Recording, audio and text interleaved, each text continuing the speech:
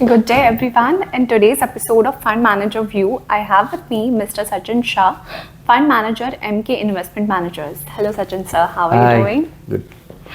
So, shall we start? Yes. So, the first question would be, how do you currently view Indian and global markets? Are there any specific sectors or regions which you find particularly promising? Actually, if you see the last 15 months, right, the calendar year 23, almost the first 4.5, 5 months of this calendar year also, the markets have been very good, both globally and Indian. I'm talking about the equity markets. We've seen US markets up in the range of 30% plus. Indian equity markets also in the range of 30-40%. That to large cap indices, the mid and small are up almost 60-70%. And of course, in this last 14-15 months, what we've also seen is that the commodity prices have remained very benign, right? The inflation has cooled off in most of the economies. Right. The interest rates have definitely peaked out. It's just a question that when will they start, looking downwards, or when will the regulators actually start cutting the rates? But at least the worst seems to be behind, right?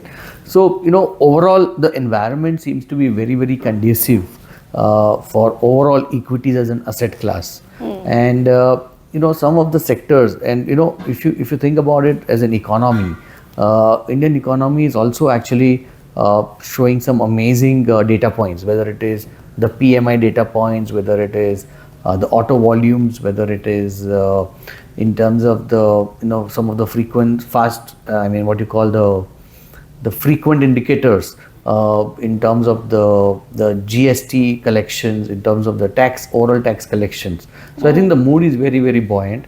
So the discretionary consumption, that is one place where we are seeing a lot of I would say the positive outlook. That's good to know. So, what, according to you, was the most phenomenal impact that you have seen while using E-Qual? Sure. So, the E-Qual as a framework, this is one of its kind. And this was formulated, created, conceived nearly 12 years back. Wow. And for 12 years, we have been very religiously, in a very, very disciplined fashion, implemented in our entire investment process. So, just to give you a background, what is E-Qual? E-Qual is basically an objective exercise to evaluate the management quality.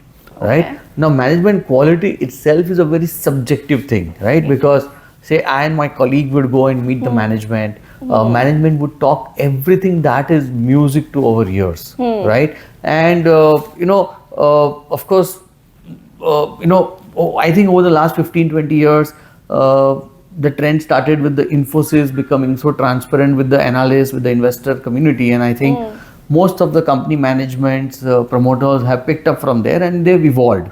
So now, after the meeting, if I and my colleague are coming out, and I would think that, wow, this is a great management, they're talking all very, very upbeat, they have some great plans. And my colleague would say, no, they're talking all bullshit. So, there's a lot of subjective between two of us in making the judgment. Right. So, E-Qual is actually a model. It's our own proprietary module, where we have converted this subjective exercise into a very objective one, where we evaluate management quality under 5 big parameters: Right. management integrity, management capability, wealth distribution to minority shareholders, investor communication, and liquidity. Now, each of these parameters have subdivided into multiple small parameters, and these are all publicly available data points, right? So, for example, in management integrity, the thought process over here is that investing is a game of probability. Right. And the whole idea is that keep on reducing your probability of going wrong, right? And again, there the thought is the higher the skin in the game, lower the probability that management would do something silly, right? Exactly. So, say for example, promoter holding is one of the parameters that we are focused on. So, maximum promoter holding in a public company is 75%. So wherever promoter holding is 70% plus, 65% plus, we give a very high rating for that parameter. Right. Wherever promoter holding is say below 30%, we would give a very low rating. If it is between 30 to 50, it's an average. If it's between 50 to 70% promoter holding, will give a positive rating, right? Okay. Similarly, has the promoter holding increased or decreased over the last 2 to 3 years? If they have been increasing, we look at it quite positively. Some of the other parameters are also to do with promoter salary, right? If the promoter salary is significantly higher as a percentage of the profits, or say in case of multinational companies, the royalty, right? The royalty to the parent companies as a percentage of profits, if it's significantly higher, there is some compromise to the minority shareholders' interest. So this also kind of, or say auditors, are they among the big four? Are they known? Are they unknown? Interparty related transactions as a percentage of your turnover. So, or say even equity dilution. If there's too much of equity dilution, we are not very happy about it. So, the overall it tells us a decent direction in terms of the management intent towards the minority shareholders. Or say, I told you one of the other big heads is wealth distribution to minority shareholders, right? So dividend payout, of course, is a very important parameter. But we have seen, whenever a large acquisition has been done, so misallocation of capital is also a very important parameter. And more often than not, 8 out of 10 acquisitions haven't played out well. So, whenever a large acquisition is done, what is a large acquisition? We've defined it as more than 50% of your current balance sheet size. Okay. So, if there is a large acquisition, we generally, avoid investing in that company for at least 1 year. Okay. After 1 year, we would like to revisit that company. We would like to evaluate, is the acquisition playing out the way it was, I would say, perceived, or the way it was planned by the management themselves, and what are they planning from here on? It's relatively a much easier. I mean, it's that the thought process is better be safe than sorry, right? Because investing, as I said, is a game of probability. Keep on trying to avoid mistakes. So, thanks to E-Qual, over the last 12 years, what it has done to our portfolios is that we've not had a single company in our portfolio at any point in time over these 12 years where we've had any challenges with corporate governance. So we've had not a single blow up, and that is frankly one of the most satisfying things, because whenever investors look at their portfolios, look at the names that we have invested in, and we are a fairly low churn portfolio. Our churn ratio over the last 11 years is less than 15 to 18%, right? So when they look at some of these names and when they see how these businesses have given compounded returns, and I'm not talking about only large caps. We invest in large caps, we invest in mid caps, we invest in small caps, we invest across sectors, whether it is banking, whether it is auto, whether it is your pharmaceutical business, healthcare business, or even some bottoms up businesses like hotels and leisures, or rental yield plays on the real estate. So across the board we have found very good quality managements, and it has allowed us to give the compounding in the portfolio. So I think E-Qual has played a very, very critical role in terms of having a very high quality portfolio which has compounded over the last 11-12 years. Great. So the model has stood test of 12 years of time. So your investors absolutely. would be happy to know that. Absolutely. Great. So my next question would be, presuming that there is no policy continuity in line with the anticipated trends for the election results, which sectors do you think will benefit from this?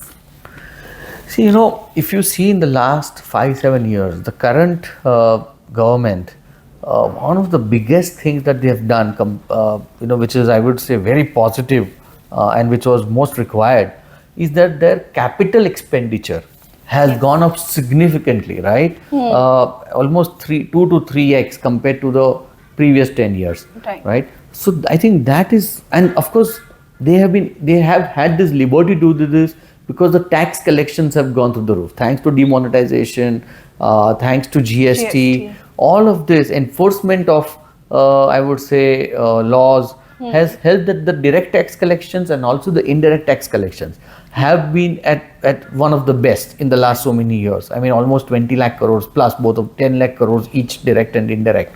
Now, thanks to this, the amount of money that they have to spend on the infrastructure, which is what India badly needs, has been tremendous. Whether it is airports, whether it is ports, whether it is roads, whether it is railways, I would say to some extent even defense, across the board, I think we have seen tremendous amount of focus by the government on the capital expenditure side.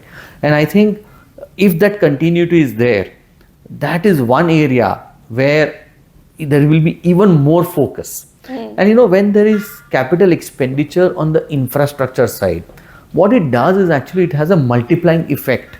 It is an amazing multiplier for multiple other industries, right? You have demand for auto because of that, you have demand for discretionary spending, you have demand for other consumer goods, you have demand for capital goods, because so much of manufacturing is happening. So I think it has an amazing multiplier effect, and we are already seeing some benefits of that in the last 2-3 years post COVID.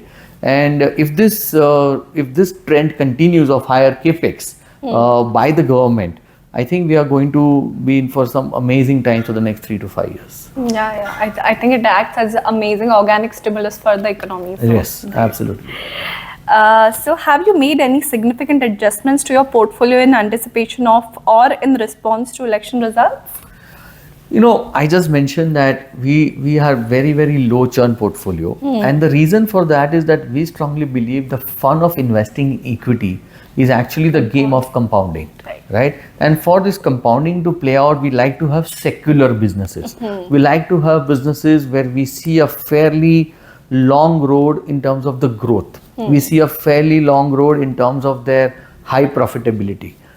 We see that these businesses have some serious moats, thanks to the management quality, thanks to some of the I would say the business domain expertise that those managements have got into the ground.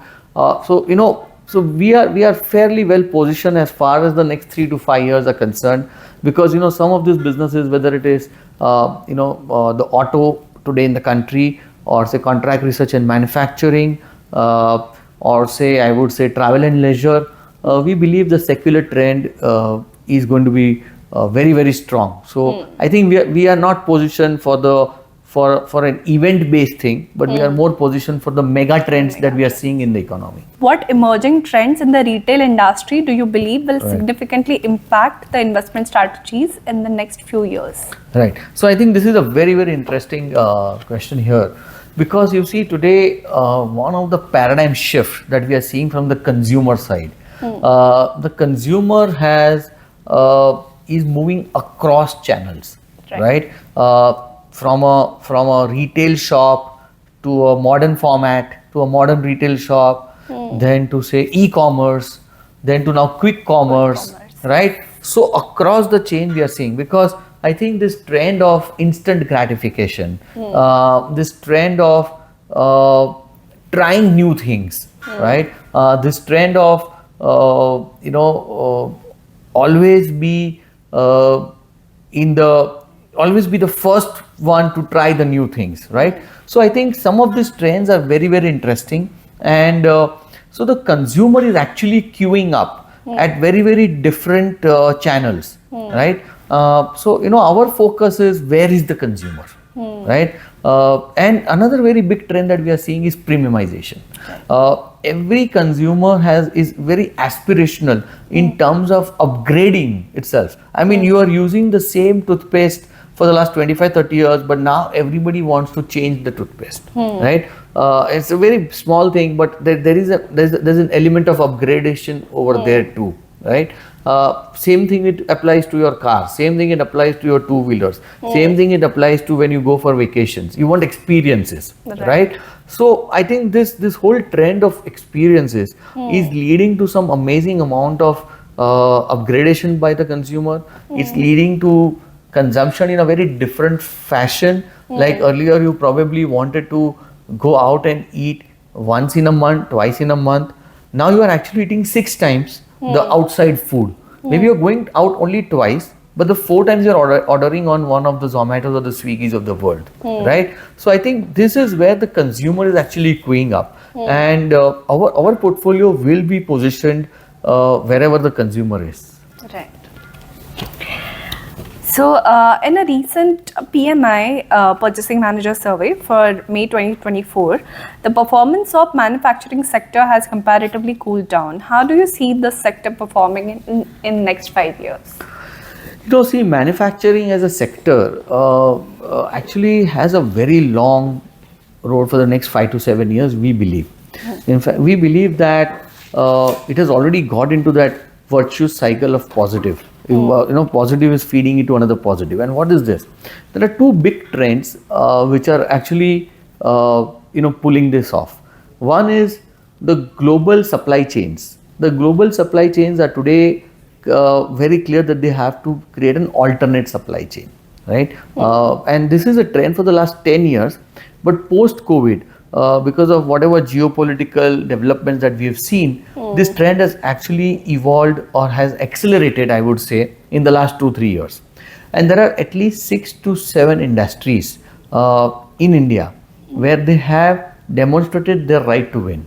They have the domain expertise. They have demonstrated that they can deliver the scale for the global demand, the size of global demand. And third, where they also respect the intellectual property rights for some of the sensitive industries far better than their counterparts in China. So, whether it is, pharmaceuticals, whether it is contract research and manufacturing, specialty chemicals in agrochemicals, auto and auto ancillaries, textiles, electronics manufacturing, engineering, within engineering, hardcore engineering, power equipment, electronics manufacturing.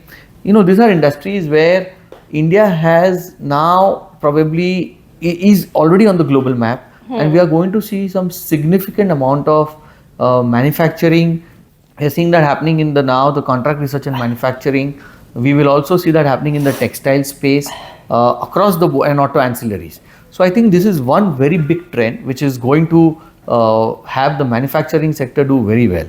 The other very big important thing, what I was mentioning earlier, is the domestic demand, right? The domestic discretionary consumption is actually going to do very well because, in the young aspirational India, right? This is something where the consumption is going to go through the roof. And consumption, because as the per capita income today, which is of India at $2,500, goes to in the range of $4,500, so many products, okay, discretionary consumption products. Most of the consumer durables, whether it is air conditioners, whether it is a premium bike, whether it is a SUV car, whether it is a good housing, and within the housing, premium building products, all of this will come within the reach of a lot of population. Today, not more than probably 10 to 15 crore of the population is able to afford all of this. But thanks to your, I would say, also easy finance, and also not only easy finance, but also availability of finance at the doorstep, not only on the doorstep, but in your palms because of the mobile, all of that. Right. So this is going to accelerate the entire consumption. So again, manufacturing, both from the domestic demand and the export side, is actually going to do very, very good in the next 5 years. I really like the point you mentioned about increasing middle class of India. I think that is the building block of I think the next 30 crore population, the next 30 crores after the first 10-15 crores is what we are going to see drive the demand for the next 5 to 7 years at least. Right. Great. So, okay. Are you ready for a rapid fire round? Sure. So I'll call out few sectors to you, and you have to tell me if you are bullish, bearish, or neutral on the sectors. Okay. So retail and consumer goods.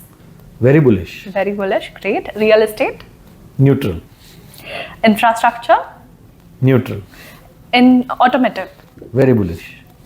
Technology sector. Neutral. Telecommunications. Neutral. Financial services. Neutral. Neutral? Okay, that's interesting. Yeah. So this was it for today's episode of Fund Manager's View. Do like, share and subscribe. Thank you. Thank you.